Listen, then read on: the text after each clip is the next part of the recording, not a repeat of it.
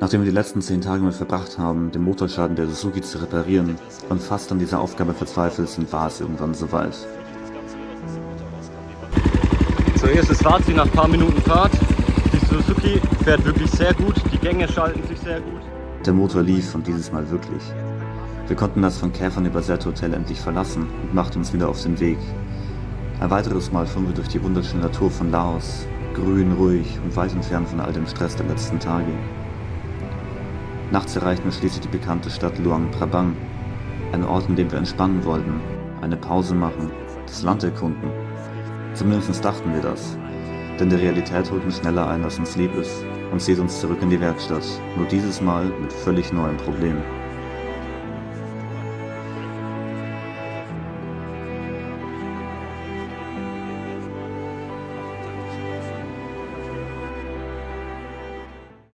Während wir wieder hier voll am Arbeiten sind, ist aber so heiß, ey. Es ist auch so schwül und direkt daneben ist eine Baustelle. Versuche mal eine Pizza warm zu füllen. Von gestern gibt nichts über eine warme Pizza. Ich hoffe, es funktioniert, weil ich bin irgendwie nicht so der kalte Pizza-Fan. Ich bin jetzt vorhin ewig in den Supermarkt reingelaufen. Alter, Deckel schimmelt. Auf jeden Fall ist der Supermarkt sieht ziemlich westlich aus. Dieses Touristengebiet ist echt super nice. Klar, es tropft Wasser von der Decke runter, ist ein bisschen weird, aber es gibt Käse, Leute. Ich werde mir straight so eine Packung Käse jetzt reinpfeifen und auch irgendwas Geiles zu trinken. Da hatte ich nicht gerechnet. Überhaupt Kühlregale. Schau mal, wie viel Käse es gibt. Das ist so eine Seltenheit hier, dass man so einen Supermarkt hat. Dann wird zwar den ganzen Tag wieder hier hängen und ein bisschen arbeiten, ein bisschen Schmarrn machen. Probieren wir mal den laotischen Käse. Käsespaß ist schon vorbei, denn es ist kein Cheddar, es ist ein Grünschimmelkäse geworden. Das ist richtig bitter. Ich habe mich so auf diesen Käse gefreut. Ich habe mich so darauf gefreut. Es ist einfach so schön hier. So krass. Hier kommt ein Tempel nach dem anderen rechts. Es ist so richtig entspannt und gelassen und das Wetter ist voll geil. Manchmal regnet es, manchmal nicht. Es ist so, ja, einfach entspannend hier. Ich gehe jetzt eine Pizza holen, nachdem mein Käse so abgelaufen war. Will ich trotzdem was Käsiges? Oh, ein Bankautomat. Das ist natürlich noch richtig gut. Ja, mal wieder haben wir richtig tolles Glück, denn unser neuer Laptop, den wir jetzt seit einer Woche circa benutzen, ist kaputt gegangen. Problem an dem Teil ist, er überhitzt die ganze Zeit, schon seit ein paar Tagen, aber jetzt ist er nicht mehr zu gebrauchen. Obwohl man nicht mal irgendwas macht, also selbst im geringsten Performance-Mode auf Energie sparen, man macht nichts. Also es hat keine auslassende Computer, ist er eigentlich schon wieder am Überhitzen. Wir können nicht unsere Schneidesoftware aufmachen, wir können nichts aufmachen, ohne dass er komplett überhitzt. Das heißt, unser neuer Computer, der uns so viel geholfen hat, der so unfassbar teuer war, ist kaputt. Wir sind in Laos und nicht in China, das heißt, wir können auch nicht zurückgeben, außer jemand von uns fliegt nach China zurück. Das alles auch nicht so leicht zu den Fahrzeugen. Das heißt, danke Dell, dass ihr uns so einen scheiß Computer verkauft habt für viel zu viel Geld, der nach einer Woche kaputt gegangen ist und Dell uns selber keine Möglichkeit gibt, diesen Computer zurückzugeben, außer wir fliegen nach China. Dankeschön für diesen Müll. Thank you. So, wir sind jetzt gerade eben aufgestanden, verlassen unser kleines schönes Hotel, wo wir jetzt verlängern werden. Da der Laptop jetzt eh nicht mehr funktioniert, können wir auch erstmal nichts mehr weiterarbeiten. Aber wir haben uns jetzt erstmal zum Frühstück eine Pizza bestellt. Es ist auch schon 12 Uhr. Aber wir essen hier wieder richtig gut, ist sehr, sehr geil. ihr habt es gesehen, wir haben gerade das Hotel verlassen. Da ist die Pizzeria, es ist ein absoluter Traum hier. Und ja, Fluss und Baustelle. Wir wollen dann heute einen Werkstatttag machen. Genau, die Motorräder ein bisschen wieder auf Vordermann bringen, nochmal Öl ablassen. Elias muss auch Ölwechsel machen. Viele andere Dinge sind zu tun. Ganz viel Elektrik und Kleinkram. Naja, mal schauen. Erstmal eine Pizza. Und so geht es zurück in die Werkstatt, vorbei an den bekannten Tempeln von Luang Prabang. Ein seltsames Gefühl, durch diese ruhige, schöne Stadt zu fahren und doch schon wieder ein Ziel zu haben, das wir eigentlich hinter uns lassen wollten. Der Plan ist simpel, ein ganz normaler Service. Doch einer von uns beiden scheint nicht besonders glücklich darüber zu sein, sein Motorrad schon wieder in einer Werkstatt zu sehen.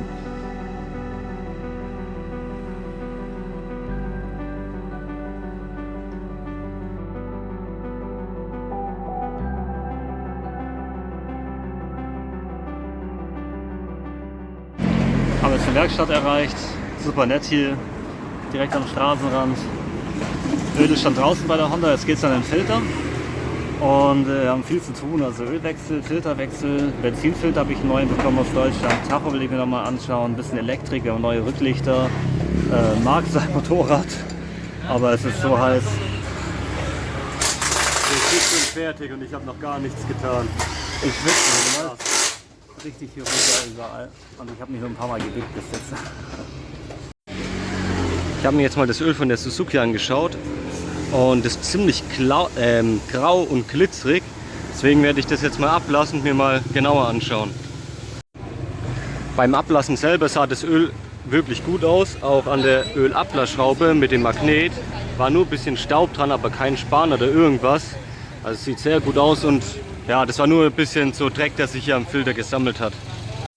Während der Marc seine Farbe des Öls bewundert, bewundere ich den Mechaniker, der ist super professionell, hat sogar die Kolben jetzt noch geputzt, dass kein Dreck reinkommt. Jetzt mache ich noch neue Bremsbeläge rein, neuen Ölfilter.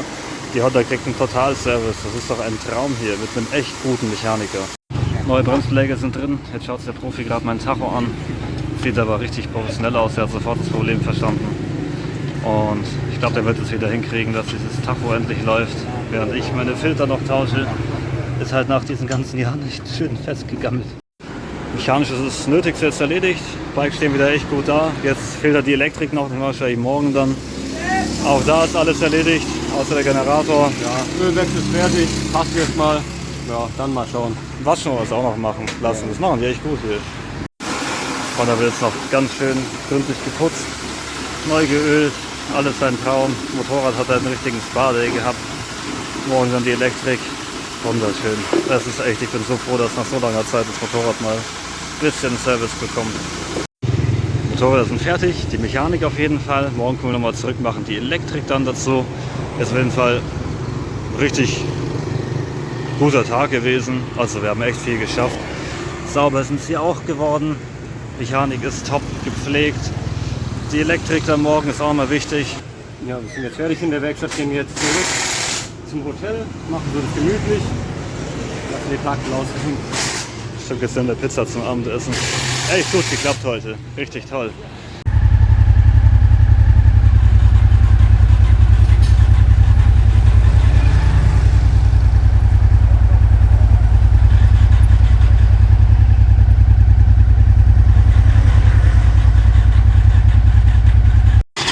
Wir gehen jetzt mal der Brücke Starthilfe, weil irgendwas ist passiert. Beim Waschen, irgendwas ist nass geworden, irgendeine Elektrik, deswegen springt sie jetzt nicht mehr an. Ich schätze mal, die hat keinen Zündfunken mehr. Gut, dass der Mechaniker hier ist, gut, dass wir genau hier sind, weil jetzt können wir gucken, was von diesen elektrischen Sachen das Wasser reinlässt und dann kein Zündfunke mehr macht. Das ist natürlich ein riesiges Problem, besonders hier in der Regenzeit, wenn wir hier in so einen Monsunregen reinkommen und dann einfach liegen bleiben, weil irgendwo was nass wird, ist natürlich eine Katastrophe. Also gut, dass hier passiert. Bleiben wir doch noch länger da, machen das erste elektrische Problem heute. Wir haben das Problem gefunden. Nach ganz großer Nachforschung hat der Marc nämlich einen Stromschlag bekommen. Ja, das Zündkabel ist wahrscheinlich irgendwo gebrochen, abgeknickt, der Funke springt über und das ist halt in dem Fall, ich wollte es draufdrücken, schauen ob es passt, halt auf meine Hand übergegangen. Ja, Haare stehen trotzdem noch gut. Das heißt, wir können jetzt den Tanker ausbauen, dann das Zündkabel tauschen. Wir haben zum Glück noch eins auf Lager. Gut, dass es jetzt hier beim Putzen passiert ist und nicht im Starkregen. Es ist echt bitter.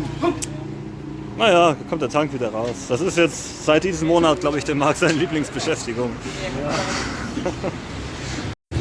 Tauschen gerade Zündspule. Die andere, die wir haben, ist eine Gebrauch. Die haben wir damals aus Dubai mitgenommen. Die passt nicht zu 100%, aber es wird schon funktionieren. Da ist die alte Spule, wo irgendwo die Isolierung kaputt ist oder sowas. Auf jeden Fall der beste Ort, um eine Panne zu haben. Direkt vor der Werkstatt. Bester Ort, den wir bis jetzt hatten. Das ist echt richtig, richtig gut gelaufen. Zum Glück nicht irgendwo anders. Da sind die ganzen Sachen verteilt. Da steht die Honda, dann schon zum Losfahren. Also hat man nochmal richtig Glück im Unglück gehabt, dass wir jetzt diesen Fehler noch gefunden haben, bevor es brenzlig wird. Oh, oh, oh. Jawohl. Hat sich entschieden, den Tank auszubauen. Gab sogar noch ein kleines Geschenk dazu. Ich habe eine neue Hupe bekommen, weil meine alte war kaputt, die war gar nicht mehr eingebaut. Jetzt kann ich endlich wieder hupen. Hat auch so einen richtig tollen hohen Sound, wie von dem Roller. Alles perfekt. Hat alles geklappt, Motorrad läuft wieder, Gott sei Dank. Zündspulentausch und Zündkabeltausch hat gereicht. Jetzt sind wir hoffentlich bereit für irgendeinen Starkregen hier in der Regenzeit und bereit, um zurückzufahren zu unserer Pizza. Abendessen ist da, nach einem harten Tag in der Werkstatt, wo wir so hart geschwitzt haben. Ja, wir haben Spaghetti Carbonara bestellt, schmeckt auch richtig gut. Irgendwas ist bei der Bestellung schiefgelaufen. Wir haben jetzt noch eine Pizza Carbonara. Ja, wir haben 10% Rabatt wenigstens bekommen auf die Pizza Carbonara. Keine Ahnung, wie das schmecken soll. Ist einfach nur eine Pizza mit Carbonara-Soße, mehr nicht. Naja, egal. Dann essen wir doch mal unsere Carbonara und Pizza Carbonara. Ein neuer Morgen hier in Luang Prabang. Wir sind vorhin aufgestanden, haben wieder nicht so gut geschlafen. Und wir generell lange nicht mehr gut geschlafen. Aber wir haben Frühstück. Richtig geiles Sandwich, war gar nicht mal so teuer. So richtig geiles Brot, sieht aus wie deutsches Brot. Ich glaube, das wird auch echt gut schmecken. Ein bisschen stärken, bevor es wieder in die Arbeit geht. Zurück in die Werkstatt geht's heute. Das sieht echt lecker aus, Mann, da freue ich mich drauf.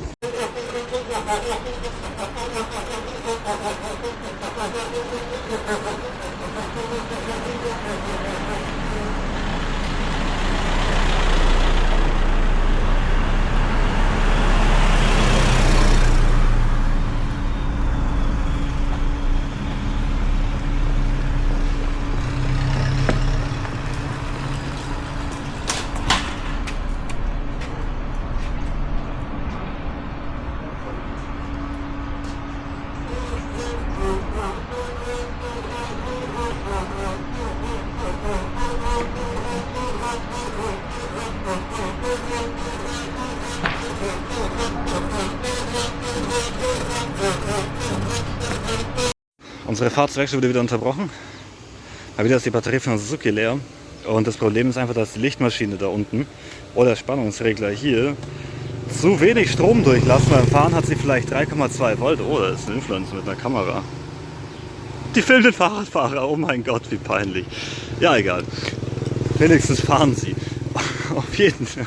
Naja, so wirklich doch nicht. Doch, auf dem Fahrrad. Ach so, ja. Die haben mit Insta so Aufnahmen gemacht. Auf jeden Fall werden wir jetzt Ding machen. Starthilfe geben. Bei der Werkstatt müssen wir dringend herausfinden, was falsch ist mit dem Generator, mit dem Ding, weil sonst bleibt dieses Problem jeden Tag. Ja. Ich bin pünktlich in der Werkstatt angekommen, denn es hat nämlich gerade angefangen zu regnen. Was für ein Glück. Für den Marc ist die wichtigste Priorität, heute sein Elektroproblem zu lösen. Sehr wichtig, sonst, ja, nach jedem Mal ausmachen muss ich Starthilfe geben. Das geht schon nicht, die muss wieder richtig laden. Ja, Versuch Nummer 1 ist erstmal die Kabel sich anzuschauen. Weil im Iran hat der Mechaniker das durchgeschnitten, weil der Stecker kaputt war und die Kabel einfach zusammengebunden. So gedreht. Ich hoffe einfach, dass da der Fehler liegt und dass es ein easy fix ist. Das ist natürlich am allereinfachsten, weil es natürlich kein richtiger Kontakt. Sonst werden wir mal einen Spannungsregler tauschen, im Notfall den ganzen Generator tauschen, wobei wir halt auch nur einen kaputten haben. Ja. Mal schauen. Kabel sehen gut aus. Kabel sehen gut aus. Stecker passt auch. Ja, eigentlich sieht soweit alles gut aus. Das heißt wohl, dass entweder Lichtmaschine oder der Spannungsregler defekt ist. Während der Marc da drüben komplett verwirrt ist mit seinen Elektroproblemen, auch wenn er hoch konzentriert ist, habe ich das gleiche Problem. Ich bin auch absolut verwirrt mit meiner Elektrik. Das ist meine Batterie da unten und ihr könnt sehen, es ist ein absolutes Chaos da drin, ey.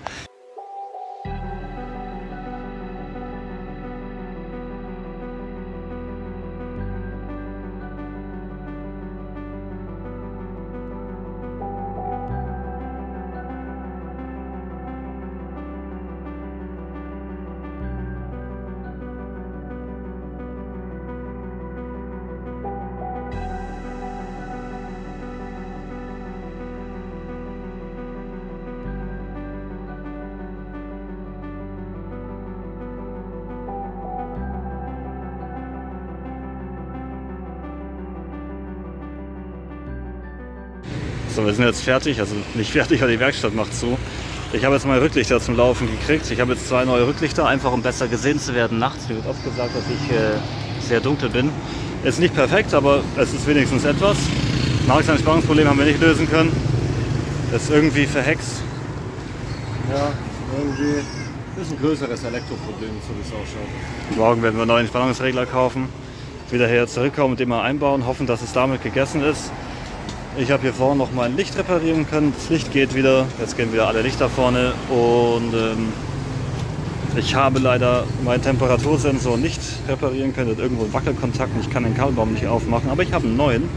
Und der zeigt jetzt oben die Temperatur vom Motor an zwischen den Zylindern und unten die Außentemperatur. Mal gucken, ob das funktioniert alles. Und hier ganz faul war ich, weil ich den nicht nach vorne legen wollte. Wo ist er denn? Da ist der Schalter für die Rücklichter. Da kann ich die einen ausmachen. Ach ja, und mein Ding funktioniert wieder, meine Tachobeleuchtung. Jawohl.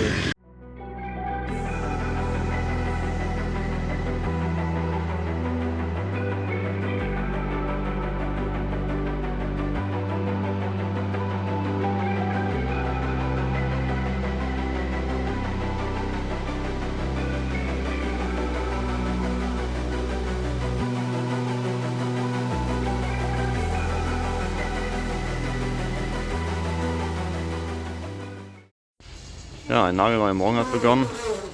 Wir machen uns wieder bereit, in die Werkstatt zu fahren und das Problem bei der Suzuki zu beheben, dass sie endlich wieder laden kann. Das wäre ein absoluter Traum.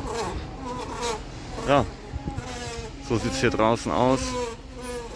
Echt schön mit den Pflanzen und Palmen. Jetzt muss ich die Honda dann noch rauskriegen. Das ist immer ein riesiger Kampf. Und dann straight zum Ersatzteilshop, mal gucken, wie es da aussehen wird. Und dann straight zur Werkstatt wieder und hoffen, dass wir heute dieses Problem lösen können, weil jetzt sind wir schon fast 2 Wochen in Laos und wir haben noch nichts gemacht. Wir waren bis jetzt nur in Werkstätten. Wir sind wieder in der Werkstatt, wie die letzten 2 Tage auch. Haben wir jeden Tag eine Tüte kalte Getränke gekauft, einfach für die ganzen Mechaniker. Es ist so heiß hier, man kann nichts machen. Ja. Wir waren jetzt davor gerade eben noch bei einem Ersatzteilladen. Ich habe einen Spannungsregler bekommen. Den baue ich jetzt einfach mal ein und hoffe, dass das Problem dann gelöst ist. Wird schon passen. Aber allein von diesen 10 Metern bis da hinten zum kleinen Supermarkt voll durchgeschwitzt. Es ist so krass, diese Luftfeuchtigkeit. Und wir haben heute ist ein echt heißer Tag, wir haben 34, 35 Grad. Es ist echt nicht ohne. Der neue Spannungsregler hat leider überhaupt nichts geändert. Problem besteht weiterhin. Jetzt haben wir dieses Pluskabel hier irgendwie in Betracht gezogen. Das heißt, wir haben jetzt ein kleineres Kabel gezogen. Und da wollen wir das einfach mal überbrücken, dieses Pluskabel, zu gucken, ob dann die Spannung passt. Wir haben jetzt auch hier vorne schon überall nach kaputten Kontakten gesucht, alles aufgerissen, hinten alles aufgerissen. Wir finden einfach den Fehler nicht. Das ist echt richtig tief versteckt, richtig blöd. Echt verfluchtes Problem. Hier seit Stunden sitzen wir schon dran, der Mechaniker auch, der hat es gerade eben aufgegeben erstmal. Macht einen taktischen Rückzug. Wir verstehen es nicht, weil wenn ich direkt hier messe, da passt es, da ich 14,2 Volt. An der Batterie habe ich nur noch 13,2 maximal. Und theoretisch müssten aber diese Kabel da auf die Batterie gehen und die aufladen. Das ist das Unlogische. Irgendwo dazwischen geht der Strom verloren. Aber selbst wenn man die Kabel direkt und hier auf die Batterie legt, geht es auch nicht. Aus irgendeinem Grund. Das ist verhext, ey. Na, Hundilein? Der schon wieder. Ja, der schon wieder. Oh. Wir haben jetzt nach Ewigkeiten der Suche hoffentlich mal eine Spur gefunden. Wir haben nicht herausgefunden, wenn einmal der Motor läuft, kann man das Massekabel einfach weghängen. Der Motor läuft weiter, dann haben wir jetzt meinen Regler direkt auf die Batterie gehangen und ohne Masse haben wir unsere 14 Volt, die wir wollen, aber sobald wir die Masse wieder draufhalten, sinkt es wieder auf die 12, 12,8, 12,7. Jetzt werden wir dieses Kabel verfolgen, am besten einfach nur Neues reinziehen, noch ein bisschen rumtesten, aber wenigstens mal eine Spur. Jetzt macht die Werkstatt schon fast zu, den ganzen Tag versuchen wir das Stromproblem zu lösen. Wir haben jetzt 6 Stunden lang getestet, Strompläne angeschaut, recherchiert, wieder getestet, andere Sachen getestet.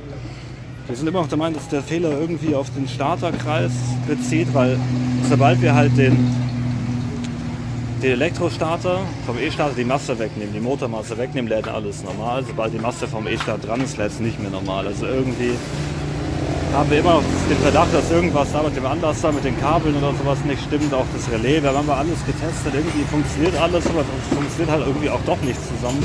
Wir sind jetzt richtig fertig, Köpfe sind kaputt, die Hitze und dieses ganze Gesuche und alles einfach nur müde. Einfach nur fertig. Unser Motorrad ist jetzt langsam wieder zusammen. Fehler haben wir da nicht gefunden, der versteckt sich irgendwo ganz, ganz tief in der Elektrik drin. Wir haben irgendwie gar keine Chance, den zu finden. Das mit den Mitteln des Multimeter hier ist auch nicht so gut und das macht die Werkstatt zu, deswegen müssen wir wieder weiter. Ich glaube, die Suzuki packt es zurück, lädt halt echt überhaupt nicht mehr. Wir haben den ganzen Tag gestartet und die Batterie ist halt auch schwach, das ist echt nicht optimal. Wir sind beide keine Fans, was Elektrik angeht. Elektrik ist irgendwie voll anstrengend, finde ich, weil man kann es halt nicht anfassen. So wie Mechanik oder ein kaputtes Lager, das kannst du sehen und anfassen. Elektrik versteckt sich halt in irgendwelchen Kabeln oder Massepumpen. Ja. Fahren wir gleich mal zum Hotel, essen was zu Abend, haben den ganzen Tag nichts gegessen, haben auch richtig doll Hunger und dann machen wir uns einen Plan, wie es morgen weitergeht. Wir müssen auf jeden Fall diesen Fehler finden. So, guten Morgen, wir sind jetzt vorhin aufgestanden, haben schon was gefrühstückt und packen jetzt gerade alles. War ein schönes Hotelzimmer, aber es muss weitergehen. Ja, wir fahren einfach mal weiter heute, nur noch Motorrad aufladen, dann kann es losgehen. Geht jetzt erstmal Richtung Hauptstadt. Da müssen wir uns echt Gedanken machen, ob wir nach Thailand fahren, weil wir werden nämlich einen Reparaturladen für Dell. Da können wir wenigstens hinbringen und dann die mal ankacken, nachdem wir jetzt seit 1,5 Wochen mit dem Kundenservice die ganze Zeit telefonieren, die uns überhaupt nicht helfen. Müssen wir irgendwie eine Lösung finden. Wir können nach Kambodscha fahren oder nach Laos. Müssen wir echt Gedanken machen beim Fahren. Ja. Draußen ist es wunderschön heiß und schwül. Das kann man sich gar nicht vorstellen bei der Aufnahme, aber es ist so schwül. Sieht aber richtig geil aus. Da hinten ist wieder irgend so ein Mönchstempel. Das ist echt schon nice. Balkon auf Wellblechdächer, auf irgendeinen Grill. Super. Die Motorräder sind gepackt. Es ist eine unfassbare Hitze heute. Man kann es sich jetzt kaum vorstellen. So schwül. Wenn man da von der Klimaanlage rauskommt, das ist wie, als würde man gegen eine Wand laufen. Also es ist wieder voll durchgeschwitzt. Jetzt geht es auf die Schlaglochpisten von Laos. Unser Ziel ist die Hauptstadt. Das sind so 400-500 Kilometer von hier. Und auf dem Weg sieht noch irgendwie so ein besonderer Ort. Den sollte man gesehen haben. Den werden wir uns auf jeden Fall anschauen. Machen wir wenigstens eine touristische Sache hier. Jetzt heißt es wieder Schlaglöcher und Staub. Hoffentlich kein Regen. Wir sind absolut nicht bereit. Aber es muss weitergehen und dann müssen wir echt schauen, wie diese Reise genau weitergeht. Ob wir jetzt die Motorräder hier stehen lassen, ob wir jetzt nach Thailand schnell versuchen zu kommen wegen dem Computer und alles. Es gibt zu viele Probleme gerade.